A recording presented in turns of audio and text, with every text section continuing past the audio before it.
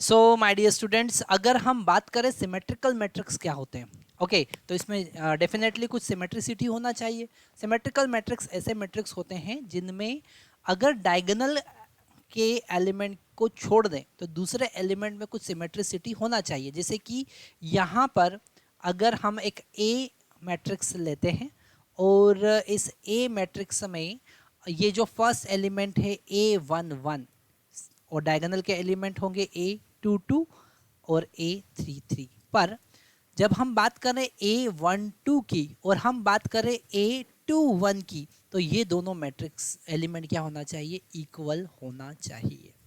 Okay हम अगर बात करें A23 की और हम बात करें ये होगा A31 और ये होगा A13, तो A31 और A13 दोनों का वैल्यू क्या होना चाहिए, इन दोनों का वैल्यू क्या होना चाहिए, इक्वल होना चाहिए।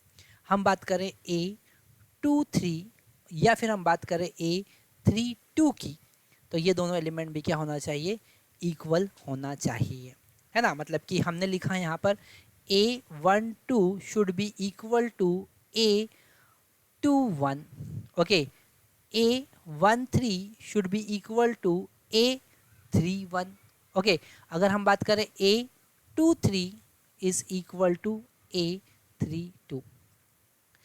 डायगोनल की वैल्यू कुछ भी हो सकती है, ये जो तीन एलिमेंट है इनका वैल्यू कुछ भी हो सकता है, बाकी हमारे पास दूसरे एलिमेंट में सिमेट्रिसिटी होना चाहिए।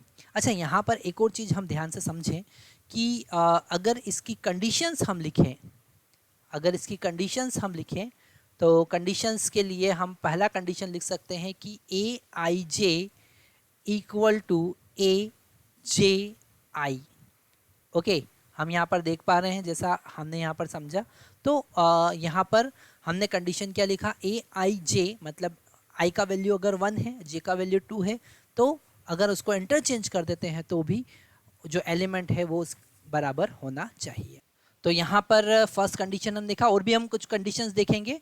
पहले हम एग्जांपल देखते हैं। जैसे हमने एक एग्जांपल लिया है A matrix is equal to ABC, okay और यहाँ पर लिखा है HGF, तो यहाँ पर भी हम लिखेंगे HGF, ओके आप समझ पा रहे हैं कि ये कैसे एक सिमेट्रिकल मैट्रिक्स है।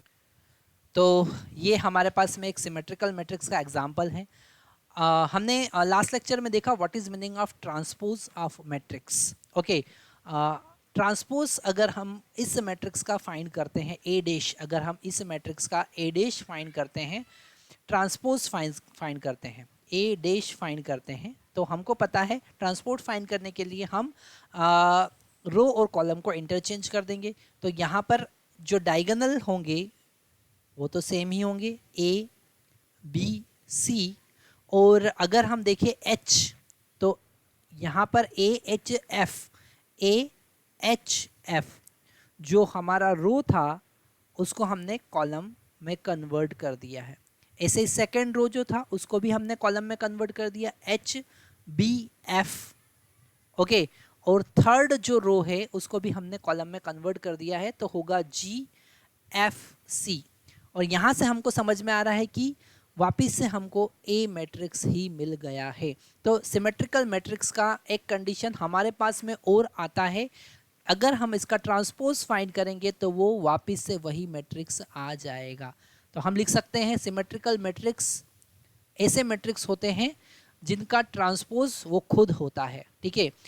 Transpose are equal to the matrix itself. हम क्या लिखेंगे, सिमेट्रिकल मैट्रिक्स का definition, transpose of a matrix, हम लिखेंगे ट्रांसपोज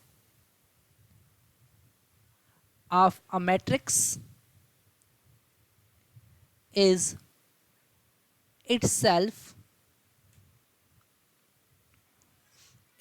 द मैट्रिक्स, खुद मैट्रिक्स ही उसका ट्रांसपोज होता है। ऐसे मैट्रिक्स को हम कहेंगे सिमेट्रिकल मैट्रिक्स, है ना। अब सिमेट्रिकल मैट्रिक्स, सिमेट्रिक मैट्रिक्स के साथ में एक और स्पेशल कैटेगरी हमारे पास में मैट्रिक्स का होता है जिसे हम कहेंगे स्क्यू सिमेट्रिक मैट्रिक्स। क्या कहेंगे, skew symmetric matrix.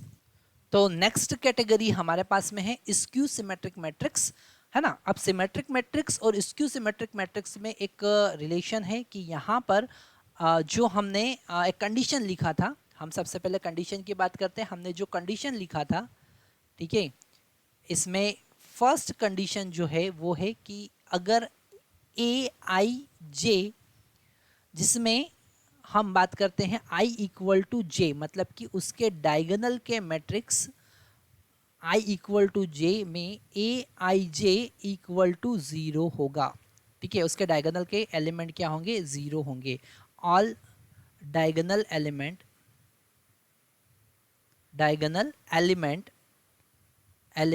Is equal to 0, सारे डायगोनल के एलिमेंट क्या होंगे, 0 होंगे। सेकेंड केस हम सिमेट्रिकल मैट्रिक्स में हमने देखा कि A I J is equal to A J I होता है, पर यहाँ पर स्क्यू सिमेट्रिकल मैट्रिक्स में A I J is equal to minus A J I होता है, ठीक है। जैसे एग्जांपल हम देखते हैं, हमने एक मैट्रिक्स लिखा है A equal to A B C और लिखा है जी, तो ए बी सी तो यहाँ पर 0 होना चाहिए, कॉलम के एलिमेंट क्या होना चाहिए, 0 होना चाहिए। लिखा है एच जी एफ, तो यहाँ पर लिखेंगे minus H minus G minus F, okay, minus H minus G minus F. तो these are two conditions for skew symmetrical matrix। तो यहाँ पर स्क्यू सिमेट्रिकल मैट्रिक्स हमको समझ में आता है। अब इसकी एक कंडीशन हम और देखेंगे, थर्ड कंडीशन हम यहाँ लिख लेते हैं। थर्ड कंडीशन, अगर हम इसका ट्रांसपोज फाइंड करते हैं, ए डैश फाइंड करते हैं, तो ए डैश फाइंड करने के लिए हमको क्या करना पड़ेगा, ए डैश फाइंड करने के लिए हमको रो को कॉलम से इंटरचेंज करना पड़ेगा। मतलब कि ये जो फर्स्ट रो हमको दिख रहा है, इसको कॉलम की जगह लिखना पड़ेगा 0 एच और यहाँ पर लिखेंगे हम जी, ओके। फर्स्ट सेकेंड हम लिख रहे हैं, यहाँ पर सेकेंड हम लिख रहे हैं minus H 0 and F, okay. Third लिख रहे हैं हम minus G minus F and 0, okay. तो इसे हम लिख सकते हैं, अगर हम इस पूरे मैट्रिक्स में से माइनस कॉमन ले लें, ओके, इस पूरे मैट्रिक्स में से अगर हम माइनस कॉमन ले लें तो यहाँ पर हमको मिलेगा माइनस ए, वापिस से वही मैट्रिक्स हमको मिल जाता है, okay.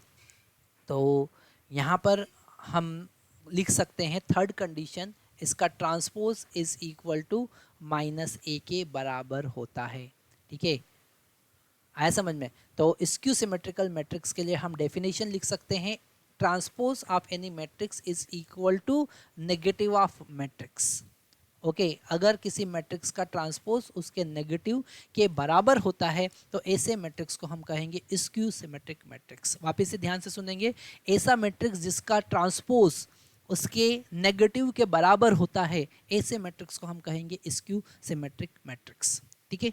Thank you very much.